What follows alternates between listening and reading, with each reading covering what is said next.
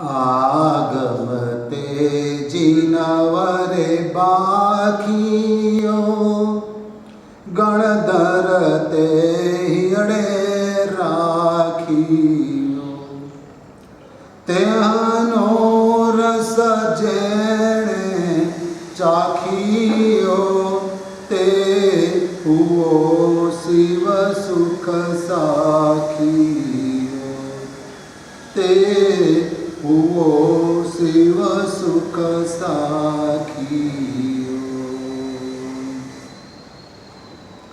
मृत्यु किसी को भी पसंद नहीं है, मरना कोई नहीं चाहता है, लेकिन फिर भी मरना अवश्य है, मौत निश्चित है।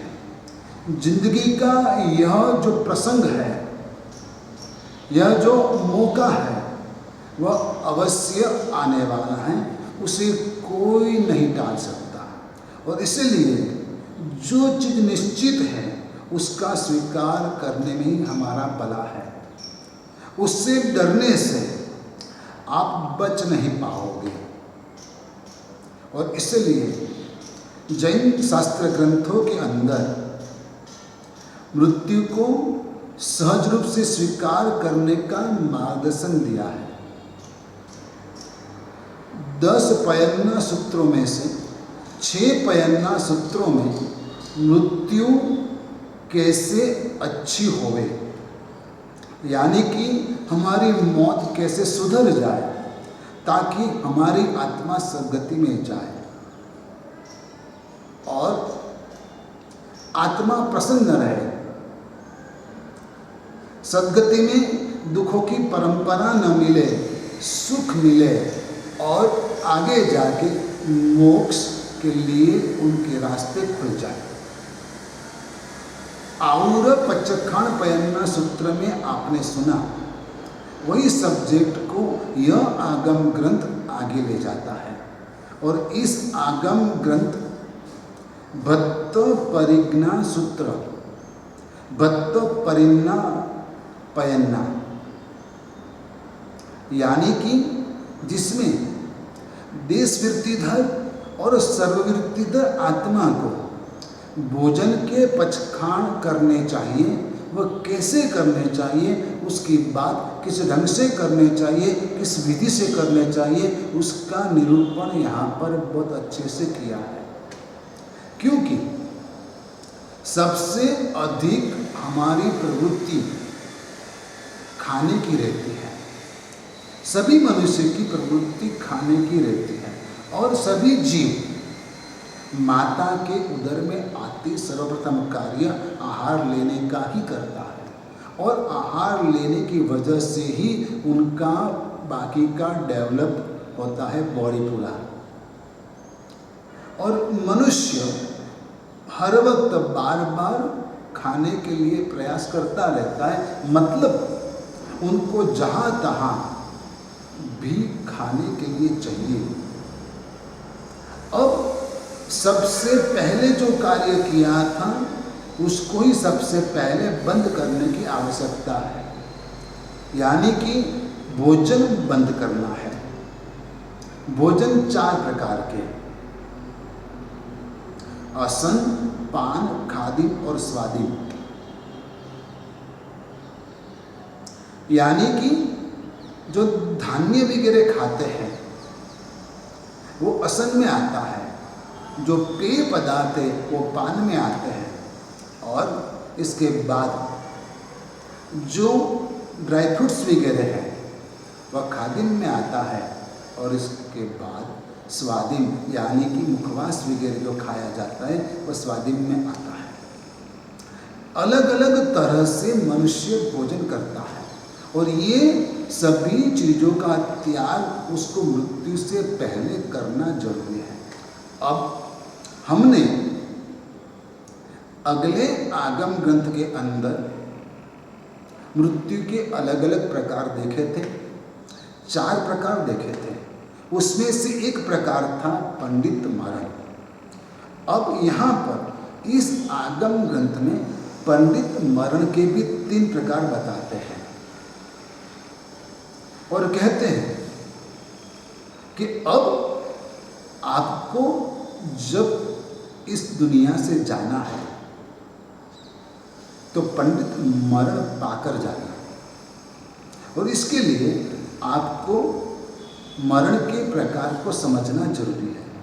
सर्वप्रथम मरण का प्रकार है पंडित मरण में भक्त परिज्ञा मरण, दूसरा इंगिनी मरण और तीसरा पादोपगमन मरण। अब इस पयन्ना सूत्र के अंदर भक्त परिज्ञा मरण की अनशन विधि बताई गई है, और साधु और श्रावक को अंतिम समय में जो मन में चिंतन करना है वो चिंतन का मार्गदर्शन दिया है। जिन आना आराधता तप जप क्रिया जे, भक्त परिज्ञा सूत्र मान कयो शिव पद लहते। भक्त परिज्ञा सूत्र में जो कहा है उस आधार पर यदि आप उसका पालन करते हो, नियमों का पालन करते हो, त्याग करते हो, तो आपकी आत्मा शिवपद लहते हो, यानी कि मोक्ष प्रति आगे बढ़ पाती है। अब सर्वप्रथम परमात्मा को वंदन करने को कहा।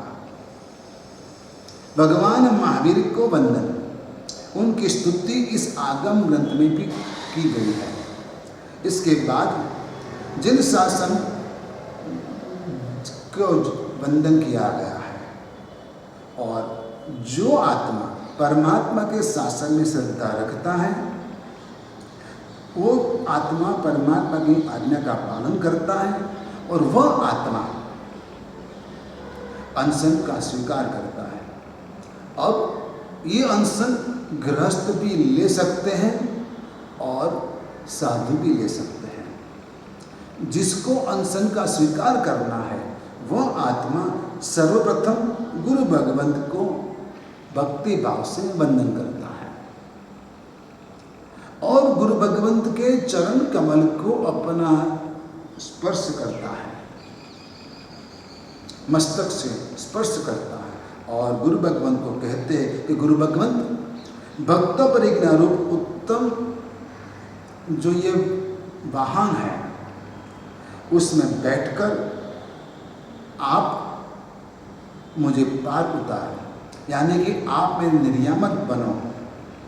मैं चाहता हूँ कि अब मुझे यह करना है, भक्त परिज्ञा अनशन मुझे करना है, और इसीलिए वह भक्ति भाव से बहुमान पूर्वक संकल्प पूर्वक आगे बढ़ता है और अपने पापों को टालने का प्रयास करता है। मन में जो शल्य है वो शल्य को टाल देता है, कोई भी तरह का शल्य वह रखता नहीं है, और मोक्ष की अभिलाषा रखता है कि मुझे तो मोक्ष में जाना है और संसार को भी छोड़ना है, संसार का त्याग करना है। तीव्र इच्छा के सहित, तीव्र इच्छा के साथ, दोष रहित, जैसे छोटा बच्चा सरल होता है वैसे यह बच्चे जैसा हृदय लेकर गुरु भगवान के पास जो भी पाप हुआ है, दोषों का सेवन हुआ है, उसकी आलोचना करता है। आलोचना करना बहुत कठिन है, पाप करना बहुत सरल है। पाप यूं ही हो जाता है, लेकिन आलोचना करना बहुत ही कठिन है। पापों का इकरार करना, पापों को कबूल करना बहुत कठिन है। और एक बात कहूँ मैं आपको कि पापों का इकरार सर्व धर्म में करने को कहा गया है। जैसे कि पारसी समाज के अंदर पतित पसेमानी कहा जाता है, हिंदुओं में अकबरसण कहा जाता है, मुस्लिमों में तोबा पुकारना कहा जाता है, बौद्धों में पाप देशना कहा जाता है, क्रिश्चियनों में कन्फेशन कहा जाता है, सभी धर्मों ने यह बात का स्वीकार किया है कि आपको यदि पाप से मुक्त होना है तो कैसे भी करके आपके पूज्यों के सामने, आपके गुरु भगवंत के सामने, आपके धर्मगुरु के सामने, आपके धर्मोपदेशक के सामने अपनी आत्मा को साक्षी में रखकर पाप का इकरार कर लेना है। पाप को कबूल करना है कि हाँ, मैंने ऐसा पाप किया है। इसके लिए आत्मा में बहुत बल चाहिए, ताकत चाहिए, शक्ति चाहिए, वीर्य चाहिए, और तब जाके पापों का इकरार कोई आत्मा कर पाता है। अनशन को स्वीकार करने वाली आत्मा गुरु भगवान से पापों का इकरार करके आलोचना लेता है, और आलोचना गुरु भगवान जो देते वह पूर्ण करता है। और इसके बाद गुरु भगवंत को वो वंदन करके वापस विनती करता है कि अब आप मुझे अनशन की विधि कराइए। और गुरु भगवंत उस वक्त शिष्य को महाव्रत, अनुव्रत आदि जो उसके लिए उचित है, मतलब कि गृहस्थ को अनुव्रत और साधु को महाव्रतों का पाठ वापस सुनाते हैं, उच्चारण वापस करते, उसमें आरोपणा करते हैं और उसको व्रत में स्थिर रखने का उपदेश देते हैं। सम्यत्व का पाठ भी करवाते हैं और सम्यत्व दृढ़ कराते हैं और उसे धर्म में स्थिर रहने का उपदेश देते, गुरु भगवान शिक्षा देते हैं। गुरु भगवान अपने पास आए हुए आत्मा को उनकी समाधि बनी रहे, इसके लिए उसको समाधि पान कराते हैं। यानी कि अंत समय चित्त की स्थिरता बनी रहे, उसके लिए उसको इलची, तज, नागकेसर, तमालपत्र, शक्कर से मिश्रित दूध पिलाते हैं और इस औषध के साथ उनको विरेचन भी दिया जाता है, यानी कि पेट साफ हो जाए वैसी उसको दवाइयाँ दी जाती है, ताकि जब अनशन कर रहा है, मृत्यु के लिए वह तैयार हो रहा है, तब उसे और कोई परेशानी न हो, कष्ट न हो, इसलिए यह विधि उसको कराई जाती है। ताकत रहे इसके लिए केसर, इलची वाला दूध, तमालपत्र, नागकेसर वाला दूध और पेट साफ हो जाए, गैस ट्रबल आदि न हो, इसलिए उसको विरेचन दिया जाता है।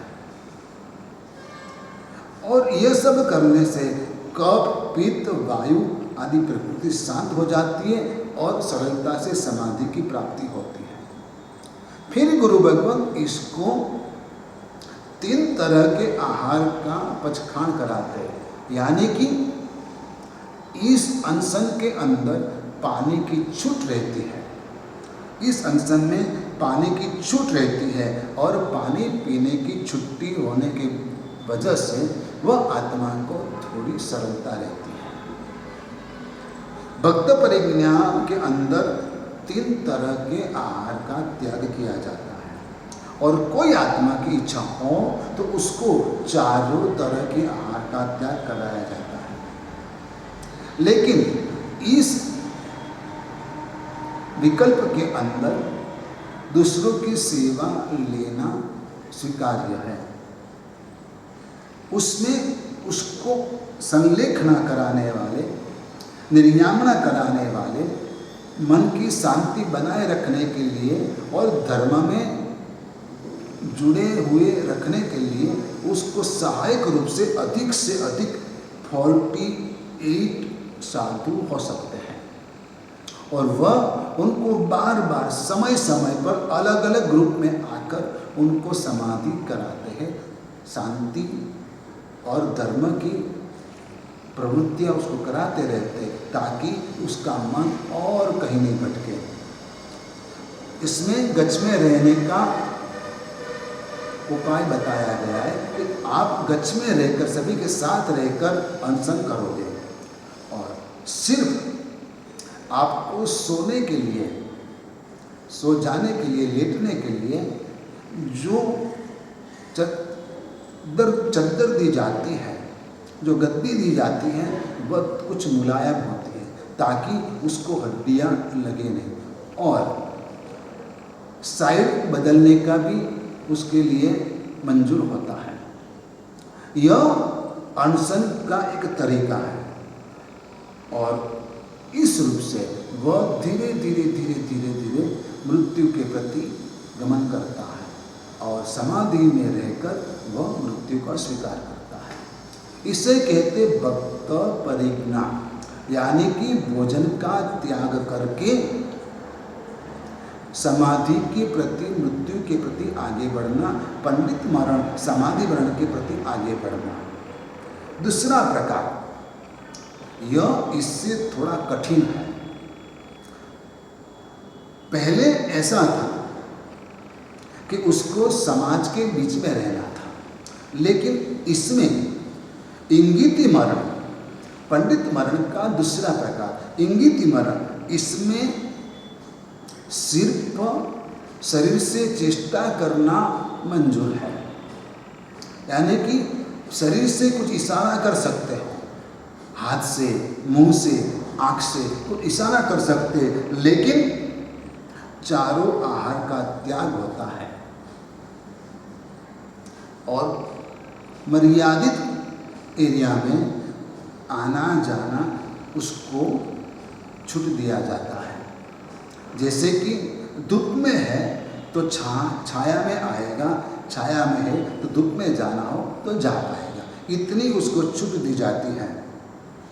लेकिन और किसी से वह सेवा नहीं ले पाता है, किसी की सहायता के बिना उसको यह अनशन करना है और यह अनशन निर्जन गुफा में करना होता है, जहाँ कोई नहीं होता है, वैसे जगह पर चले जाके उसको यह मरण का स्वीकार करना है, यह अनशन का स्वीकार करना है, ऐसा इंगिति मरण कहते हैं। और इसके बाद पादोपगमन मरण। पादोपगमन मरण का मतलब यह है कि वृक्ष के जैसे एक ही जगह पड़े रहना है, लेटे रहना है। जैसे वृक्ष गिर गया और पड़ा हुआ है, ठीक वैसे उसको लेटे रहना है, बिल्कुल हलना भी नहीं, जरा भी खिसकना भी नहीं। और यह अनशन का आज विच्छेद हुआ है, यह अनशन कोई नहीं कर पाता आज के समय में, और इसलिए उसके ऊपर प्रतिबंध रखा गया है कि यह अनशन तो जिसका शरीर का संभयन एकदम मजबूत है, यानी कि जो वज्रसव नारा संगेने वाली आत्मा है, प्रथम संगेने वाली जो आत्मा है वो ही कर पाता है, बाकी कोई नहीं कर पाता। जब 14 पूर्व का विच्छेद हुआ तब उसके साथ यह पादोपगमन अनशन का भी विच्छेद हुआ था। अब मृत्यु के समय गुरु भगवंत उसे कहते हैं कि तू अभी सकल श्री संघ को क्षमायाचना कर ले, किसी से भी मनमुटाव हुआ हो, आपको पता नहीं है, लेकिन उनको ऐसा लगा है कि आपने उसके साथ दुर्व्यवहार किया, तो उसे क्षमायाचना कर लेना चाहिए। अनशन के स्वीकार करने से पहले क्षमायाचना कर लेना बहुत ही आवश्यक है। और तब यह आत्मा आचार्य भगवत, उपाध्याय भगवत, शिष्य परिवार, कुल और गण जो भी है, साधु समुदाय जो है, वह सभी के साथ जो भी कसाय हुए हैं उसकी क्षमायाचना कर लेता है। किसी के ऊपर भी गुस्सा आया हो, कुछ अनाप शनाप बोल दिया हो गुस्से में आकर, यह सभी का वह क्षमा याचना करके साफ कर देता है और जो भी अपराध हुआ है उसको वह क्षमाता है। और इस रूप से वंदन खमत खाना स्वकृत्य जो खुद ने किए वैसे दुष्कृत्य की निंदा ये सब करके वह तीर्थंकर परमात्मा के समक्ष चैतवंदन करते हैं।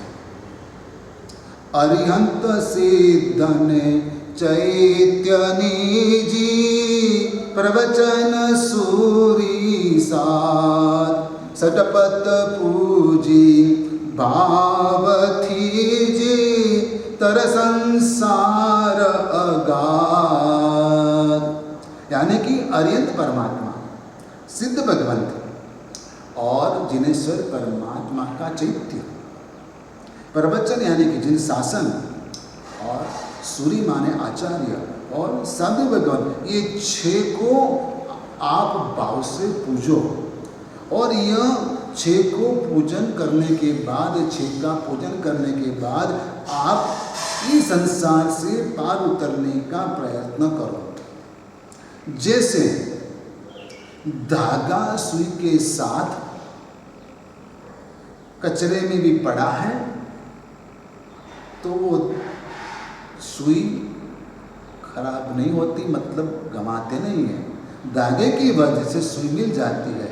ठीक वैसे शुभ ध्यान रूपी धागे में यदि अपना जीव संसार में है तो फिर भी उसकी दुर्गति नहीं होती है। मतलब यह है कि जो आत्मा मरण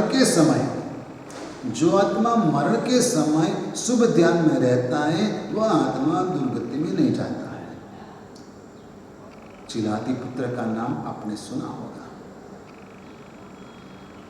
उसने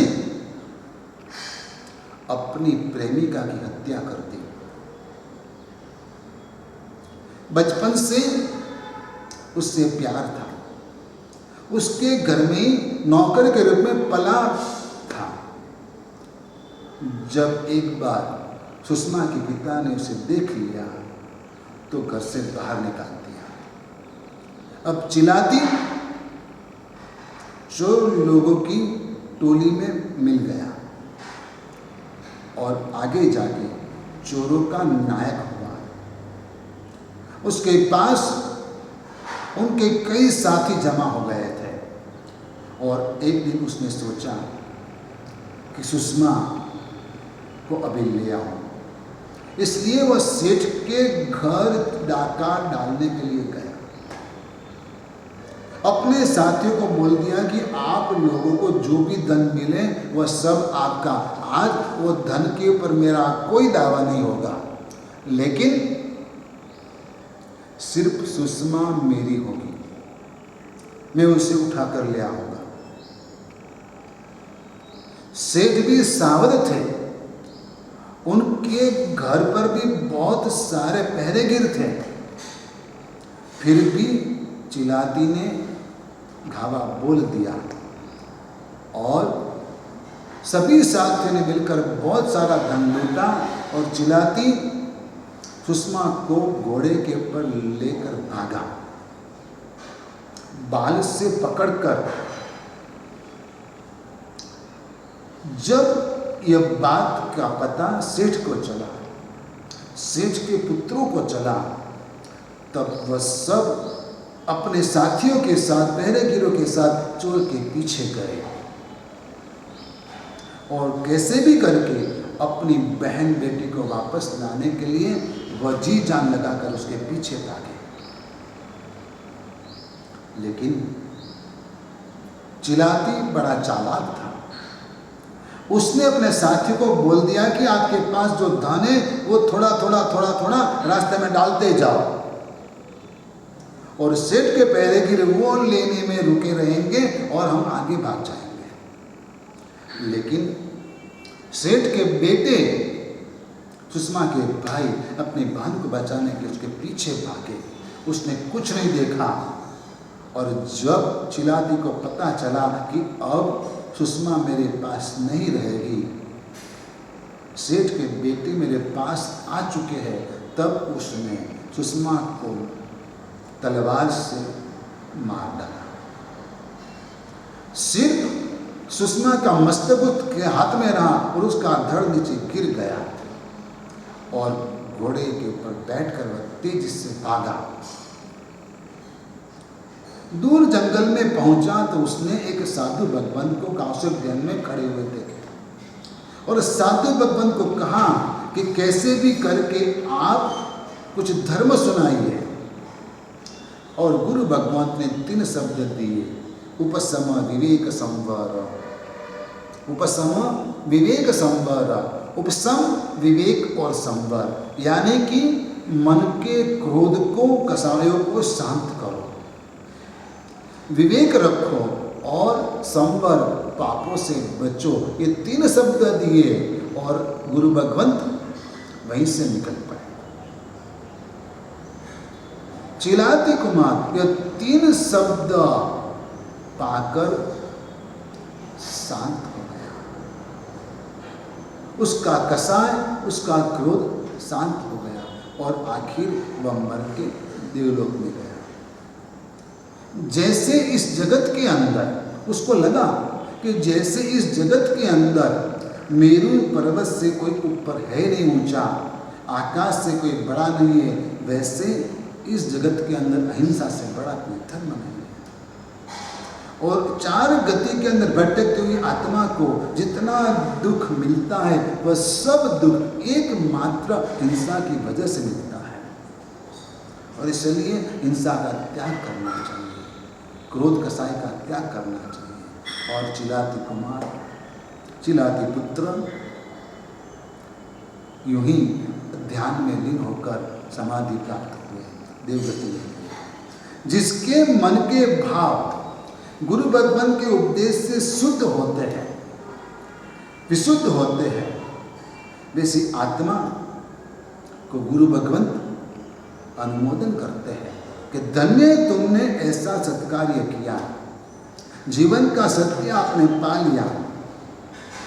और बार बार नवकार मंत्र के आराधन में मन लगाने का उपदेश देते हैं। जब तक वह मृत्यु को नहीं पाता है तब तक गुरु भगवान उसका ख्याल रखते हैं। अनशन स्वीकारने वाली आत्मा को, अनशन स्वीकार करने वाली आत्मा को जब तक मृत्यु नहीं आती है तब तक गुरु भगवान उसे समाधि दान देते रहते हैं और कहते हैं कि आप अरिहंत परमात्मा को नमस्कार करो, सिद्ध भगवंत को नमस्कार करो, आचार्य भगवंत को नमस्कार करो, उपाध्याय भगवंत को नमस्कार करो, सर्व साधु भगवंत को नमस्कार करो। यानी कि पंच नमस्कार, नवकार मंत्र के पंच परमिष्टि पदों को नमस्कार करो। श्रावक को भी भक्त परिज्ञा के आधार पर उस जब वह मृत्यु प्राप्त करता है तो कम से कम वह प्रथम देवलोक में जाता है और अधिक से अधिक वह आत्मा अच्युत नाम का 12वां देवलोक के वहाँ तक जाता है। और जो साधु उत्कृष्ट भाव से यह भक्त परिज्ञा का आराधन करता है तो वह सर्वसिद्ध विमान में उत्पन्न होता है। इस आगम ग्रंथ की 172 गाथाएं हैं, कुल मिला के 172 गाथा है और इसके अंदर इस बात का विस्तृत रूप से वर्णन किया है। हमें इस आगम ग्रंथ की बातें सुनकर हमारे जीवन में क्या बोध लेना चाहिए। तो सर्वप्रथम बात कि आपके जीवन में व्रत नियम होना जरूरी है। श्रावक के जीवन के अंदर 12 व्रत होना अति आवश्यक है और उनका आराधन प्रतिपल करते रहना चाहिए। गृहस्थ जीवन है, आपकी जो फर्ज है वह भी अदा करनी है, आपका कारोबार है वह भी चलाना है, आपका बिजनेस है वो भी करना है, परिवार के प्रति आपकी जो फर्ज है वह भी निभानी है, लेकिन साथ में आपकी आत्मा का भी ख्याल आपको रखना है। क्योंकि आयु धीरे धीरे कम होती जाती है। मृत्यु कब आएगी वो किसी को पता नहीं है। और जब अंदर से आपका कॉन्शियस कहे कि बस अब खत्म हो गया, अब आयु पूर्ण होने आई है, तब आपको गुरु भगवान के पास जाकर यह निवेदन करना चाहिए और गुरु भगवान आपको पचखान कराएंगे। उस वक्त गुरु भगवान की भी फर्ज रहती है कि गुरु भगवान आपके परिवार के सदस्यों के साथ चर्चा करेंगे और सभी का क्या अभिप्राय है वह जानेंगे। इसके पहले गुरु भगवान आपको यह कुछ भी करने के लिए सम्मति नहीं देंगे। गुरु भगवान की जिम्मेदारी होती है और इसलिए यह कार्य गुरु भगवान के बिना कोई अपने आप नहीं कर पाता है।